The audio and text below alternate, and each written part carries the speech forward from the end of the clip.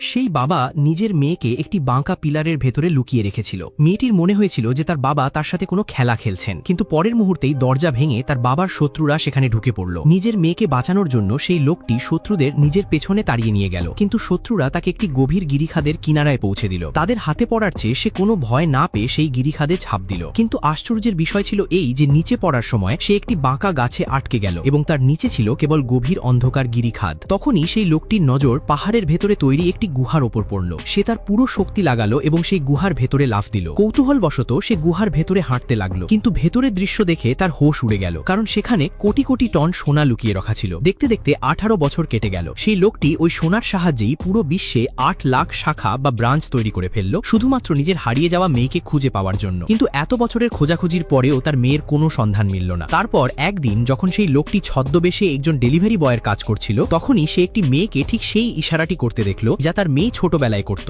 সেই সত্যিই তার মেয়ে কিনা তা জানার জন্য লোকটি সঙ্গে সঙ্গে তার পিছু নিতে নিতে তার বাড়ি পর্যন্ত পৌঁছে গেল। কিন্তু তখনই সে দেখল যে একটি বিশাল এক্সকেভেটর সেই মেয়েটিকে পিষে ফেলতে যাচ্ছে। তখনই সেই লোকটি নিজের শক্তি দিয়ে মেশিনটিকে থামিয়ে দিল। সেখানে উপস্থিত লোকজন অবাক হয়ে গেল। তখনই একজন লোক বলল, স্যার আপনি এখানে কেন এসেছেন? অন্য এক লোক বলল, তুমি নিজেই বিপদ ডেকে আনছো, খনন কাজ চালু রাখো। তখনই মেয়েটি সেই লোকটিকে জিজ্ঞেস করল, স্যার আপনি ঠিক আছেন তো? সেই লোকটি বলল, আমি একদম ঠিক আছি। তারপর সে মেয়েটিকে জিজ্ঞেস করল, আজ কি তোমার বিয়ে নয়? তাহলে এই খননকারী মেশিন এখানে কি করছে? মেয়েটি উদাস হয়ে বলল, আমি জানি না। জ্যাক বলেছিল যে আমাকে নিতে গাড়ি আসবে, কিন্তু কোনো গাড়ি আসেনি। তার বদলে এই ভাঙচুর করা লোকজন চলে এসেছে এবং পারমিটের উপর জ্যাকের নাম লেখা ছিল। তখনই সেই লোকটি জিজ্ঞেস করল, সে কি তোমাকে ধোঁকা দিয়েছে? মেয়েটি সঙ্গে সঙ্গে বলল, না, এমনটা হতেই পারে না। জ্যাক আমার সাথে কখনোই মিথ্যে বলতে পারে না। আমি নিজেই তাকে জিজ্ঞেস করতে যাচ্ছি। তখনই সেই লোকটি বলল, আমি তোমাকে সেখানে নিয়ে চলছি। তারপর সে নিজের লোককে বলল, আমার 30 মিনিটের মধ্যে ডিএনএ রিপোর্ট চাই। তার লোক বলল, জি স্যার। তারপর তারা দুজনে বিয়ের অনুষ্ঠান স্থলে পৌঁছে গেল। মেয়েটি কাঁদতে কাঁদতে বলল, জ্যাক তুমি আমার সাথে মিথ্যে বলতে পারো না। তখনই মঞ্চে দাঁড়িয়ে থাকা লোকটি বলল, প্রিয় অতিথি এবং বন্ধুরা, আপনাদের স্বাগত।